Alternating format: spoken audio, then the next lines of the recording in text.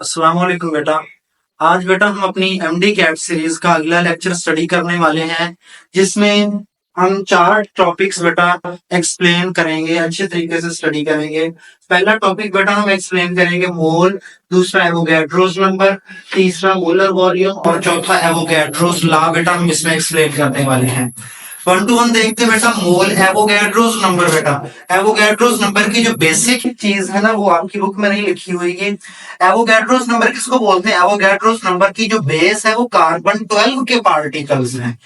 तो Avogadro's number हम बोलेंगे number of particles present in 12 gram of carbon, यानी कि 12 ग्राम कार्बन में जितने पार्टिकल्स पाए जाएंगे उनको हम क्या बोलेंगे? एवोगैड्रोस नंबर बोलेंगे।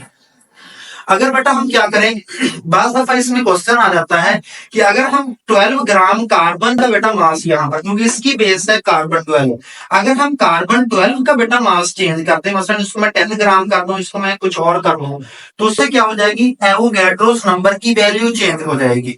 ये चीज बेटा क्वेश्चन में पूछ लिया जाता है कि अगर एवोगैड्रोस नंबर की वैल्यू चेंज हो जाए तो इसका मतलब है कार्बन 12 का मास आपने चेंज किया होगा, तभी इसकी वैल्यू चेंज हुई है। या अगर उलट उलट करके पूछ ले कि कार्बन 12 का मास में बेटा, क्योंकि इसकी बेस कार्बन 12 ग्राम कार्बन है, और तो इसका मास में यहां से डिक्रीज कर दूं, इंक्रीज कर दूं, तो एवोगैड्रोस नंबर की वैल्यू चेंज हो जाएगी। ठीक है ना? अगर एवोगैड्रोस नंबर की वैल्यू बढ़ रही है तो इसका मतलब इसने आपने इसका मास बढ़ाया होगा, अगर कम हो रही तो आप इसका मतलब आपने इसका मास कम किया होगा। इससे रिलेटेड कोई एमसीक्यू तो आपको यहां से क्लियर होना चाहिए। अगर उसकी वैल्यू को चेंज करने के हिसाब से पूछ रहे, सिर्फ कार्बन 12 का मास चेंज होगा, बाकी और कोई चीज चेंज नहीं होगी। मोलर वॉल्यूम बेटा क्या होता है? मोलर वॉल्यूम आपने बेटा डेफिनेशन पढ़ी हुई है। अगर आपके पास 1 मोल आइडियल गैस हो, यहां लफ्ज आपने गैस अच्छे से समझ लेना है। बाज दफा मोलर वॉल्यूम का क्वेश्चन पूछता है और आगे ऑप्शन सॉलिड्स के दे देता है, तो उसमें ऑप्शन फॉर एग्जांपल पहला ऑप्शन भी सॉलिड दिया, दूसरा ऑप्शन भी सॉलिड, तीसरा भी और चौथा नन ऑफ दीज दे दिया।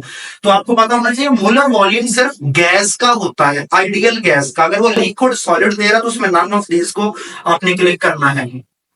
मोलर वॉल्यूम क्या होता है? 1 मोल अगर आपके पास आइडियल गैस हो और वो एसटीपी पर पड़ी हुई हो तो उसका वॉल्यूम होगा 22.414 डेसीलीटर क्यूब। ये बेटा हमारे पास मोलर वॉल्यूम की बेस है। इससे रिलेटेड जो मैंने एक प्रॉब्लम थी वो भी आपको बता दी। आगे हम पढ़ते हैं एवोगैड्रोस लॉ क्या हो, और एवोगैड्रोस लॉ बेटा क्या होता है? एवोगैड्रोस लॉ हमने बताया था बेटा आपको। एवोगैड्रोस लॉ में अगर आपके पास डिफरेंट आइडियल गैसेस पड़ी हुई हैं, डिफरेंट आइडियल गैसेस हैं और उनका वॉल्यूम इक्वल होगा, इक्वल वॉल्यूम, ये पिछली मर्तबा इन चारों टॉपिक्स में से एक ही एमसीक्यू आया हुआ था, और वो एवोगैड्रोस लॉ में से एमसीक्यू आया हुआ था। और वो यदि उसने पूछा था कि अगर आपके पास 3 गैसेस का नाम लिखा हुआ था और उसने कहा था तीनों गैसेस का बेटा क्या है? वॉल्यूम सेम है, तो क्या होगा? उनमें नंबर ऑफ पार्टिकल्स भी सेम होंगे। तो ये चीज बेटा आपको अच्छे तरीके से हजम हो जानी चाहिए। एवोगैड्रोस लॉ बोलते अगर आपके पास कोई गैसेस है, किसी 3 गैसेस का नाम बोल दिया, वॉल्यूम उसका सेम लिया हुआ है और वो एसटीपी पर रखी हुई है, तो क्या होगा बेटा? उनमें पार्टिकल्स की तादाद सेम होगी। अगर वो ऐसे पूछ रहे, स्टूडेंट करके पूछ रहे मेरे पास 3 गैसेस है, उनमें सेम नंबर ऑफ पार्टिकल्स पाए जा रहे हैं, तो उसका वॉल्यूम क्या होगा? सेम होगा। ये चीज आपको क्लियर होनी चाहिए। अच्छा बेटा, सेम नंबर ऑफ पार्टिकल्स, और इसमें स्टूडेंट एक और गड़बड़ करते हैं, तो सेम नंबर ऑफ पार्टिकल्स और Avogadro's number of particles, MCQ में इससे रिलेटेड बेटा वो गड़बड़ करता है। तो सेम नंबर ऑफ पार्टिकल्स और एवोगैड्रोस नंबर ऑफ पार्टिकल्स में भी बेटा आपने अच्छे तरीके से बात समझ लेनी है, वो मैं आपको यहाँ पर समझाने वाला हूँ। एवोगैड्रोस नंबर ऑफ पार्टिकल पूछे तो इससे मतलब क्या होगा? सेम नंबर ऑफ पार्टिकल्स पूछे तो क्या होगा? जी बेटा, अब ये इसका इंट्रोडक्शन था। हम अपने क्वेश्चन की तरफ चलते। मसलन मेरे पास 1.4 ग्राम नाइट्रोजन है। इस 1.4 ग्राम नाइट्रोजन में मैंने कैलकुलेट करना, मसलन वो क्या पूछ सकता है? वो इसका वॉल्यूम पूछ सकता है, वो इसमें नंबर ऑफ पार्टिकल्स पूछ सकता है, वो इसके नंबर ऑफ मोल्स पूछ सकता है, वो इसमें नंबर ऑफ एटम्स भी पूछ सकता है, वो इसमें क्या कर सकता है? नंबर ऑफ एटम्स भी पूछ सकता है, कुछ भी पूछ सकता है। तो बेटा आपने क्या करना है? इसको अच्छे तरीके से जरा देखना है किस तरीके से हम सॉल्व करेंगे। कोई कैलकुलेटर बेटा मैं यूज नहीं करूंगा, आसानी के साथ आप इसको सॉल्व करेंगे। अच्छा बेटा, वो जो आपको क्वेश्चन प्रोवाइड करे ना, उसमें जो वैल्यू लिखी हुई हो, आप उस वैल्यू को जरा गौर से देखना है। उस वैल्यू का उसके साथ जो मॉलिक्यूल है उसके मॉलिक्यूलर मास से कोई ना कोई लिंक जरूर निकल रहा होगा। मसलन नाइट्रोजन का मोलर मास होता है बेटा, molar mass of nitrogen, molar mass of nitrogen होता है बेटा कितना, मोलर मास ऑफ नाइट्रोजन 28 ग्राम होता है। वो जो भी वैल्यू प्रोवाइड किया करेगा तो आपने जरा गौर से देख लेना है उस वैल्यू का क्या होगा बेटा, हमारे उस मॉलिक्यूल के मोलर मास के साथ जरूर कोई ना कोई लिंक कर रहा होगा। मसलन इस मोलर मास वो वैल्यू बेटा हम बना सकते हैं कैसे, उसके मोलर मास को या हाफ करके या 1/3 करके या 1/4 करके या 1/10 पार्ट करके, या उस वैल्यू को हम निकाल सकते हैं उस मॉलिक्यूलर मास को डबल करके, ट्रिपल करके, 3 से मल्टीप्लाई करके, या 10th पार्ट करके, यानी कि 10 गुना 10 से मल्टीप्लाई करके हम उसको फाइंड आउट कर सकते हैं। यानी कि जो वैल्यू देगा ना वो आपने देख लेना है उस वैल्यू का उस मॉलिक्यूल के मोलर मास के साथ जरूर कोई ना कोई इन्हीं में से लिंक निकल रहा होगा, या वो हाफ होगा या 1/3 होगा, 1/4 होगा, 1/10 होगा, या डबल होगा, ट्रिपल होगा, या उसका 10 गुना होगा, तो उसके साथ कोई ना कोई रिलेशन होगा। अब बेटा उसने पूछा 1.4 ग्राम नाइट्रोजन मेरे पास मौजूद है, इसमें आपने number of volume find out करना, पार्टिकल, नंबर ऑफ मॉलिक्यूल या नंबर ऑफ एटम्स। तो बेटा देखिए हमें पता है इसका नाइट्रोजन का मोलर मास होता है 28 ग्राम, 28 ग्राम नाइट्रोजन होगा तो ये 1 मोल नाइट्रोजन होगी, पार्टिकल्स इसमें होंगे 6.02 10⁻⁻³ और इसमें नंबर ऑफ एटम्स कितने होंगे, एक नाइट्रोजन में 2 बेटा एटम है तो इसमें नंबर ऑफ एटम्स होंगे 2 10⁻² मल्टीपल बाई 6.02 10⁻⁻23 और वॉल्यूम होगा 22.414। अब हमने क्या करना, 1.4 निकाल तो समझ इस 20 को पहले उसने 14 बनाया। 14 कैसे बनाया बेटा, इस 20 को हाफ कर दिए, तो जब मैं इसको हाफ करूंगा तो बेटा जो हम काम इक्वेशन में एक साइड पर करते हैं वही सारी पूरी इक्वेशन में करते हैं। मैं इसको हाफ किया तो इसको भी हाफ करना पड़ेगा, इसको भी हर चीज को हाफ करना पड़ेगा। तो 14 ग्राम नाइट्रोजन बेटा इसको भी हाफ कर दिया तो हाफ मोल होगी, और उसमें बेटा नंबर ऑफ मॉलिक्यूल्स होंगे 3.01 10⁻⁻23, या एवोगैड्रोस नंबर को हम क्या बोलते हैं Na, तो यहां पर मैंने हाफ किया, या उसमें पार्टिकल्स हो जाएंगे Na/2 इस तरीके से पूछ लेता है, या उसमें पार्टिकल इसको इस तरीके से पूछ सकता है 0.5 Na भी बोल सकता है। तो ये बेटा नंबर ऑफ पार्टिकल्स को देखें वो 3 तरीकों से लिख रहा, वो तीनों तरीकों से पूछ ले, तो ये चीज आपको क्लियर होनी चाहिए। उसमें नंबर ऑफ एटम्स आधे हो जाएंगे यानी कि 6.02 10⁻⁻23 नाइट्रोजन हो जाएंगे, और बेटा क्या हो जाएगा वॉल्यूम भी उसका हाफ यानी कि 11.2 डेसीमीटर क्यूब हो जाएगा। अच्छा बेटा यहां से आपने एक अच्छे तरीके से चीज समझ ली है, अगर नाइट्रोजन अकेला लफ्ज लिखा हो, ऑक्सीजन अकेला लफ्ज लिखा हो, हाइड्रोजन अकेला लफ्ज लिखा हो, तो उस अकेले लफ्ज से मुराद एटम होगा उसका, यानी कि मॉलिक्यूल नहीं होगा। जब भी वो मॉलिक्यूल की बात करेगा तो हमेशा पूरा मॉलिक्यूल लिखा करता है, तो अगर अकेला नाइट्रोजन ऑक्सीजन हाइड्रोजन फ्लोरीन लिखा हो तो उसके बाद एटम ही होगा, तो अगर वो मॉलिक्यूल लिखेगा तो फिर मॉलिक्यूल का पूरा फार्मूला बेटा लिखता है। तो यहाँ पर जो नाइट्रोजन मुराद है वो एटम की मुराद है, और यहाँ पर ये मैं मॉलिक्यूल की बात कर रहा हूँ।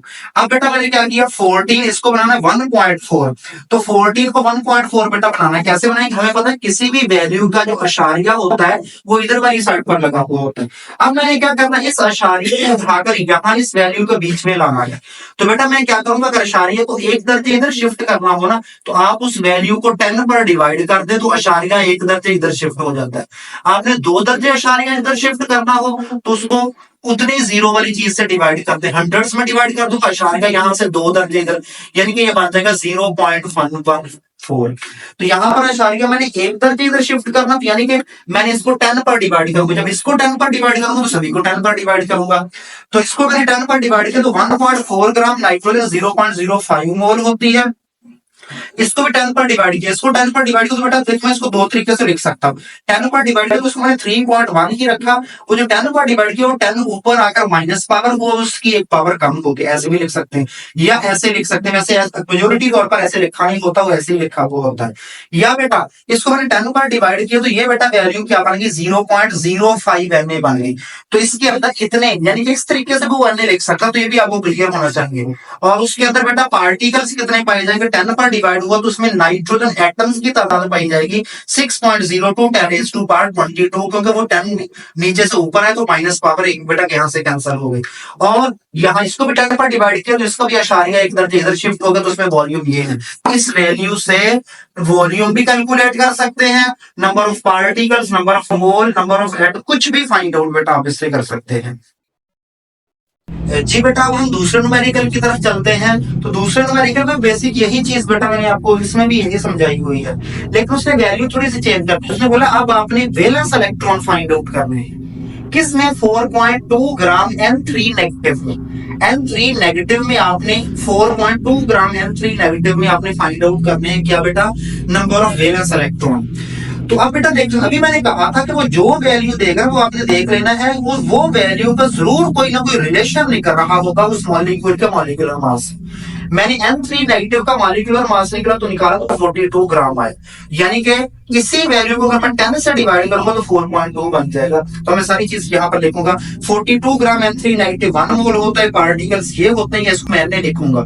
और इसमें एटम्स की तादाद उसी को मैंने 3 से मल्टीप्लाई कर दिया। 3 6.02 10⁻23 नाइट्रोजन होती, वॉल्यूम इसका 22.414 डेसीमीटर क्यूब। 10 पर डिवाइड किया क्योंकि मैंने 4.2 बनाना है। जब मैंने इसको 10 पर डिवाइड किया तो सभी को 10 पर डिवाइड करना पड़ेगा। तो इसको 10 पर डिवाइड किया तो ये 10 पर डिवाइड होगा 0.5 मोल बन गया। और पार्टिकल्स कितने बन जाएंगे? जैसे मैंने ऊपर आपको बेटा समझाया था, तो यहाँ पर पार्टिकल्स हो जाएंगे 6.02 10⁻22, क्योंकि 10 पर डिवाइड करने से वो 10 नीचे से ऊपर है तो उसकी पावर माइनस होगी, तो उसने कैंसिल हो गया एक। यस मैं लिख सकता हूँ 0.602 10⁻23, या उसको बेटा मैं लिख सकता हूँ 10 पर डिवाइड किया Na/10, और Na/10 को बेटा मैं 0.1 Na भी लिख सकता हूँ। ये भी उसमें पार्टिकल्स की तरह है। और एटम्स की तादाद भी बेटा 10 पर डिवाइड हो जाएगी, तो पहले 23 था 22 हो जाएगा। और वॉल्यूम भी 10 पर डिवाइड हो तो अशारिया एक दर्जे इधर शिफ्ट हो जाएगा, तो ये बन जाएगा 2.24 डेसीमीटर क्यूब बेटा बन जाएगा। वैलेंस इलेक्ट्रॉन निकालने, पार्टिकल्स निकल आए मेरे पास, ये पार्टिकल ये पार्टिकल। अब मैंने number of valence electron find out किया, तो हमें पता है नाइट्रोजन, एक नाइट्रोजन में वैलेंस इलेक्ट्रॉन होते हैं 5, तो 3 नाइट्रोजन है तो 3 नाइट्रोजन में वैलेंस इलेक्ट्रॉन हो जाएंगे 15। और देखिए बेटा इस नाइट्रोजन ने एक बाहर का इलेक्ट्रॉन खाया, वो भी इसके वैलेंस शेल में तो गया है ना, तो वो भी इसका वैलेंस इलेक्ट्रॉन कहलाएगा। तो 3 में से 15 वैलेंस इलेक्ट्रॉन एक बाहर का खाया, वो 16 इलेक्ट्रॉन। 16 को मैं इस वैल्यू से मल्टीप्लाई कर दूंगा, क्योंकि ये इसके नंबर ऑफ पार्टिकल्स है। किसी से मल्टीप्लाई कर दें इसको, तो मैं मल्टीप्लाई कर दूंगा इस वैल्यू से या इस वैल्यू से या इस वैल्यू से। फॉर एग्जाम्पल मैं उसको इस वैल्यू से मल्टीप्लाई कर रहा हूँ, 16 मल्टीपल बाई Na/10। अब 10 इससे डिवाइड हो जाएगा तो 1.6 Na, यानी कि 4.2 ग्राम N3 नेगेटिव के अंदर 1.6 Na इलेक्ट्रॉन बेटा पाए जाते हैं। तो ये बेटा हमारा दूसरा न्यूमेरिकल था। और दूसरा न्यूमेरिकल के बाद और उसके बाद बेटा हम अगला न्यूमेरिकल सॉल्व करते हैं, वो यानी कि अब बेटा हम पढ़ रहे हैं मोल कॉन्सेप्ट। और मोल कॉन्सेप्ट में पूछेगा क्या, मैं आपको पूरा टॉपिक नहीं समझा रहा, मैं सिर्फ वो समझा रहा हूँ जिस तरीके से वो ट्रिकी क्वेश्चन पूछता है, इस तरीके से बेटा वो ट्रिकी क्वेश्चंस पूछता है। तो मैं सिर्फ आपको ट्रिकी क्वेश्चंस बेटा यहाँ से करवा रहा हूँ, किस तरीके से वो एमटीकैट में क्वेश्चन पूछता है। जी बेटा अगला वो क्वेश्चन इस तरीके से पूछ सकता है, यानी कि एक एक चीज आपने समझ लेनी, इससे रिलेटेड आगे पूरी की पूरी क्लासेस इनकी बन रही है, वो इसको चेंज कर दे, इसको चेंज कर, तो आपको पता होना चाहिए इसका। बस एक क्वेश्चन है बेटा, उसने मोल नंबर ऑफ एटम्स उसने प्रोवाइड कर दिया। उसने बोला कि मेरे पास एक गैस है, उसमें नंबर ऑफ एटम्स कितने हैं? 12.044 10⁻23 ऑक्सीजन है इसमें। अब ऑक्सीजन जब उसने लिखा तो इसका मतलब है अकेले ऑक्सीजन लिखा है, तो उससे मतलब ऑक्सीजन एटम होगा। और जब वो मॉलिक्यूल लिखेगा तो ऑटो लिखेगा। जब भी अकेला नाइट्रोजन हाइड्रोजन फ्लोरीन ऑक्सीजन लिखा तो उससे मतलब एटम की बात कर रहा है। अब उसने आपसे पूछ लिया इसमें बताएं कितने मोल हैं। तो बेटा देखिए ऑप्शन दे दिया 1 मोल 2 मोल 3 मोल 4 मोल दे दिया। तो बेटा देखिए आप जरा गौर से करें कि ये वैल्यू आई कैसे। हमें पता है ये वैल्यू आई होगी 6.02 10⁻23 को जब उसने 2 से मल्टीप्लाई किया तो ये 12 बना है। इस तरीके से बेटा ये वैल्यू आई होगी। तो इसका मतलब है एवोगैड्रोस नंबर को 2 से मल्टीप्लाई किया। तो हमें पता है नंबर ऑफ पार्टिकल्स कैसे फाइंड आउट करते हैं। नंबर ऑफ पार्टिकल हम मोल को मल्टीप्लाई कर रहे हो, तो एवोगैड्रोस तो ये क्या होगा मोल हो गए, तो मोल इसके बेटा क्या हो जाएगा 2 मोल हो जाएंगे। नेक्स्ट उसके बाद बेटा अगला हम करते हैं इफ 1 मोल ऑफ अमोनिया, अगर उसने बोला कि 1 मोल आपके पास अमोनिया है और अमोनिया के अंदर if 1 mole ammonia contain y number of particles, अगर 1 मोल अमोनिया और उसमें बेटा पार्टिकल्स की तादाद कितनी है, उसमें पार्टिकल्स की तादाद है y। तो उसने पूछा देन हाउ मच पार्टिकल्स, तो कितने पार्टिकल्स मौजूद होंगे हाफ मोल ग्लूकोज के अंदर। तो बेटा देखिए, अब आपने ग्लूकोज में पार्टिकल्स की तादाद बतानी है। तो बेटा 1 मोल अमोनिया है, तो 1 मोल अमोनिया में तो पार्टिकल पाए जाते हैं 6.02 10⁻23। तो इन पार्टिकल्स को उसने वाई बोला हुआ है। ठीक है बेटा, तो इन पार्टिकल्स को जो भी बोल दे, ए बोल दे, बी बोल दे, सी बोल दे, डी बोल दे, या इसको कुछ भी गाय बोल दे, भैंस बोल दे, तो आपने वही बात बोलना है बेटा। तो 1 मोल जो अमोनिया उसमें पार्टिकल्स इतने हैं, उसको उसने वाई बोला है। तो अब हमने ग्लूकोज के हाफ मोल में पार्टिकल बताने हैं। तो बेटा देखिए, पहले मैं 1 मोल ग्लूकोज लिखूंगा। तो 1 मोल ग्लूकोज में पार्टिकल 6.02 10⁻23 यानी वाई पाए जाते हैं। तो उसने हाफ मोल ग्लूकोज में पूछा है, तो इसको भी हाफ कर लें, तो इसको भी हाफ कर लें। इसको हाफ किया तो 0.5 मोल ग्लूकोज में कितने पाए जाएंगे, वाई डिवाइडेड बाई 2। इसको भी हाफ करना पड़ेगा, यानी 0.5 वाई बेटा पाए जाएंगे। इतने पार्टिकल्स बेटा ग्लूकोज में पाए जाएंगे। तो ये बेटा हमारा ये न्यूमेरिकल हो गया। अब हम एक और न्यूमेरिकल बेटा सॉल्व करते हैं, और किस तरीके से क्वेश्चन पूछ सकता है। जी बेटा, हम अगला क्वेश्चन करते हैं अपना। अगला क्वेश्चन उसने पूछा, how many grams of oxygen is present in 1.5 mole oxygen.